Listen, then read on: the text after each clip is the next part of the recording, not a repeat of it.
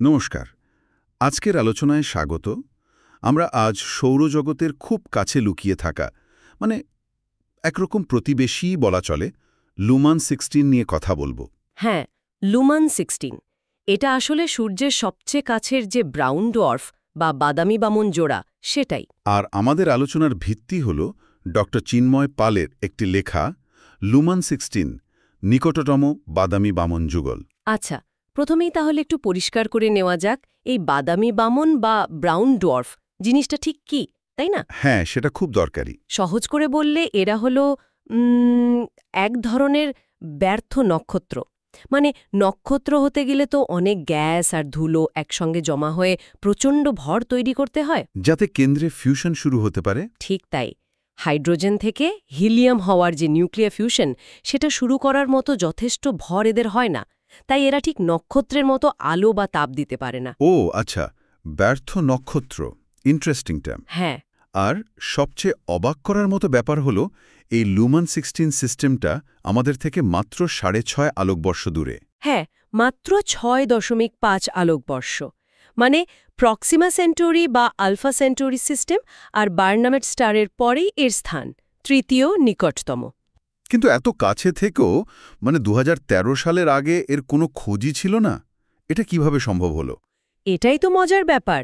আসলে বাদামি বামনরা নিজে থেকে খুব কম আলো দেয়, আর যাও বা দেয় তা মূলত ইনফ্রারেড বা অবলোহিত আলো, যা খালি চোখে দেখা যায় না। একদম। 2013 সালে কেভিন লুমান এটা আবিষ্কার করেন। উনি wide field infrared survey explorer মানে ওয়াইস টেলিস্কোপের ডেটা ঘেঁটে এটা খুঁজে পান। ওয়াইস? ওটা তো ইনফ্রারেডে পুরো আকাশ স্ক্যান করেছে, তাই না? হ্যাঁ, এই ধরনের ঠান্ডা ম্লান জিনিস খোঁজার জন্যই ওটা খুব কাজের। তাছাড়াও কাছে থাকা একটা ম্লান বস্তু আর দূরে থাকা কোনো উজ্জ্বল বস্তুর মধ্যে তফাৎ করাটাও কিন্তু বেশ কঠিন। বোঝাই যাচ্ছে বেশ চ্যালেঞ্জিং ছিল আবিষ্কারটা। আচ্ছা, তো এটা একটা জোড়া সিস্টেম, তাই তো? মানে দুটো বাদামি বামন আছে। ঠিক, দুটো আছে, লুমান 16A আর লুমান 16B। এদের বৈশিষ্ট্যগুলো কি রকম?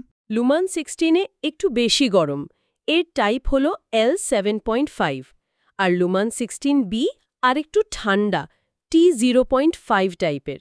এই L আর T হল এদের তাপমাত্রা আর বায়ুমণ্ডলের কেমিস্ট্রি অনুযায়ী ক্লাসিফিকেশন আর কি। আচ্ছা। এদের ভর খুব বেশি না, সূর্যের ভরের মাত্র 3-5% হবে। কিন্তু মজার ব্যাপার হলো আকারে এরা প্রায় বৃহস্পতি গ্রহের সমান। মাত্র 3-5% ভর, অথচ বৃহস্পতির সমান সাইজ। হ্যাঁ, আর এদের সারফেস টেম্পারেচার 1000 থেকে 1500 কেলভিন, মানে সেলসিয়াসে 730 থেকে 1230 ডিগ্রির মতো। বেশ গরম, কিন্তু নক্ষত্রের তুলনায় কিছুই না। আর এরা একে অপরকে প্রদক্ষিণ করছে বললেন? হ্যাঁ, একটা বাইনারি সিস্টেম যেমন হয়, দুজন দুজনের টানে ঘুরছে, একটা চক্কর মারতে প্রায় 27 বছর লেগে যায়। 27 বছর। আর দূরত্বটা কেমন এদের মধ্যে? গড় দূরত্ব প্রায় 3 অ্যাস্ট্রোনমিক্যাল ইউনিট। মানে সূর্য থেকে আমাদের অ্যাস্টেরয়েড বেল্টটা মোটামুটি যত দূরে ততটা। বেশ অনেকটা দূরত্ব তাহলে।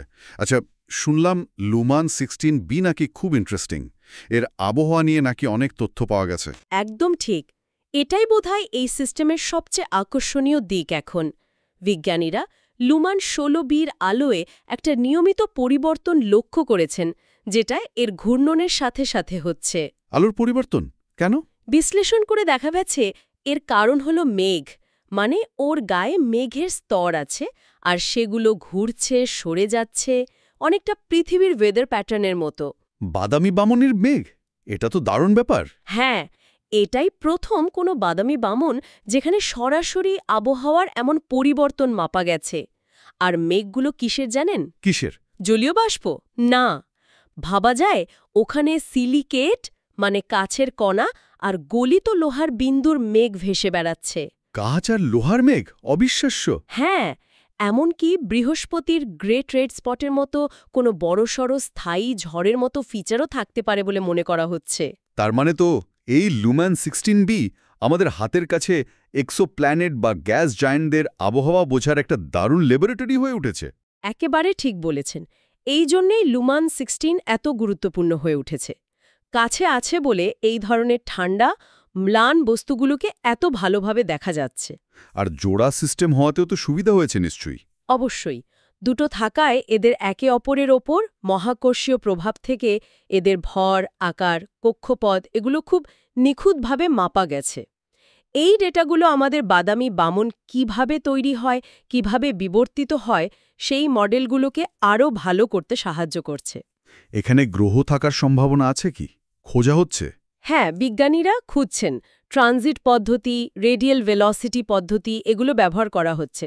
মানে যদি কোনো গ্রহ এর সামনে দিয়ে যায় বা এদের সামান্য হলেও টানে, সেটা ধরার চেষ্টা চলছে। তবে এখনও কনফার্মড কিছু পাওয়া যায়নি। মানে খোঁজ চলছে, ভবিষ্যতে নিশ্চয়ই আরও ভালো করে দেখা হবে। যেমন ধরুন জেমস ওয়েব স্পেস টেলিস্কোপ দিয়ে। অবশ্যই, জেমস ওয়েব তো দেখবেই।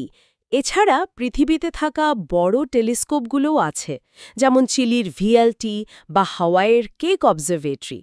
এদের অ্যাডাপটিভ অপটিক্স ব্যবহার করে বায়ুমণ্ডলের ঝাপসা ভাবটা অনেক কমিয়ে আরও ডিটেলের আবহাওয়া দেখা সম্ভব হবে। অ্যাডাপটিভ অপটিক্স, হ্যাঁ, ওটা তো গ্রাউন্ড বেস টেলিস্কোপের ভিউ অনেক পরিষ্কার করে দেয়। ঠিক। তাহলে সব মিলিয়ে বলা যায় লুমান 16A আর 16B এরা যেন নক্ষত্র আর গ্রহের মাঝখানের একটা অদ্ভুত জগৎ। আর এক্সোপ্ল্যানেট বা বাদামি বামন গবেষণায় এদের গুরুত্ব তো অসংখ্য।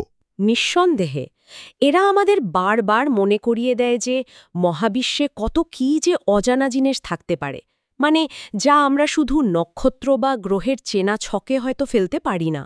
এদের স্টাডি করে হয়তো নক্ষত্র বা গ্রহের তৈরির প্রক্রিয়া নিয়েও নতুন কিছু জানা যাবে। অবশ্যই, স্টার ফরমেশন, প্ল্যানেট ফরমেশন, এই সব কিছুর থিওরিতেই এদের ভূমিকা আছে।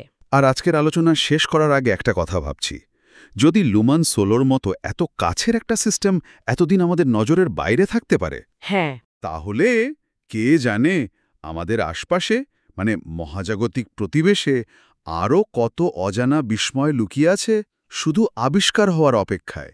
ঠিক তাই। মহাকাশ যে অফুরন্ত রহস্যের ভাণ্ডার, এটা তারই প্রমাণ।